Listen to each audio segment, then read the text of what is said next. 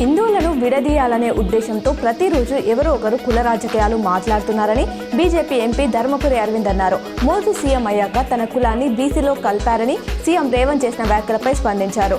గుజరాత్లో 1994లో కాంగ్రెస్ హయాంలోనే మోదీ కులాన్ని బీసీలో కలిపారు. 1999లో దేశమంతటా బీసీలో చేరారు. మామిడిపల్లి అపురూప వెంకటేశ్వర స్వామి ఆలయంలో బ్రహ్మోత్సవాలు అత్యంత వైభవంగా కొనసాగుతున్నాయి. పెద్ద ఎత్తున భక్తులు హాజరై ప్రత్యేక పూజలు చేస్తున్నారు. నిజామాబాద్ కాంగ్రెస్ భవన్లో రాష్ట్ర ప్రభుత్వ సలహాదారు షబ్బీర్ అలీ జన్మదిన వేడుకలు కాంగ్రెస్ నాయకులు ఘనంగా నిర్వహించారు. కేక్ కట్ చేసి సంబరాలు నిర్వహించారు. నిర్మల్ జిల్లా కేంద్రంలో గాయత్రి బ్యాంక్ వెనకాల గల పాత భవన్లో అగ్ని ప్రమాదం సంభవించింది. స్థానికులు గమనించిన అగ్నిమాపక సిబ్బందికి సమాచారం ఇవ్వడంతో 2 ఫైర్ ఇంజన్లతో అగ్నిమాపక సిబ్బంది సంఘటన స్థలానికి చేరుకొని మంటలు ఆర్పి ప్రయత్నం చేశారు.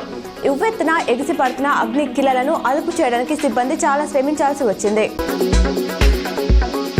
ఎడపల్లి మండలంలోని జాన్కంపేటలో భారీ చోరీ జరిగింది. ఈ ఘటన శుక్రవారం అర్ధరాత్రి చోటు చేసుకుంది. వివరాల్లోకి వెళ్తే జాన్కంపేటకు చెందిన భాస్కర్ ఇల్లు ప్రధాన రహదారి పక్కనే ఉంటుంది.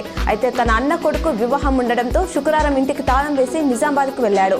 అర్ధరాత్రి దొంగలు ఇంట్లోకి చొరబడిన రూపాయలు 12 లక్షల విలువైన సొత్తును అపహరించుకెళ్లారు. ప్రభుత్వ అనుమతి లేకుండా ఇసుక అక్రమ రవాణా చేస్తే వారిని ఉపేక్షించబోమని నిజామాబాద్ ఇన్ఛార్జ్ సిపి సింధు శర్మ హెచ్చరించారు. 2025 జనవరి ఫిబ్రవరి నెలలో నిజామాబాద్ డివిజన్ పరిధిలో 13, ఆర్మూర్ డివిజన్ పరిధిలో 13, బోధన్ డివిజన్ పరిధిలో 5 ఇసుక అక్రమ కేసులు నమోదయ్యాయని తెలిపారు. మోదీ బీసీ కాదన్న సీఎం రేవంత్ వ్యాఖ్యలపై బీజేపీ ఎంపీ ఈటెల రాజేందర్ మండిపడ్డారు. రేవంత్ రెడ్డికి పోయే కాలమా? మోదీ కులాలకు అతీతం, దేశ ప్రజలే ఆయన కుటుంబం. మోదీతో గోక్కోవడం అంటే ధర్మంతో ప్రజలతో గోక్కోవడమే. మోదీని తిడితే ఏమవుతుందో కేసీఆర్కు తెలిసిందే. త్వరలో రేవంత్ రెడ్డికి తెలుస్తుంది.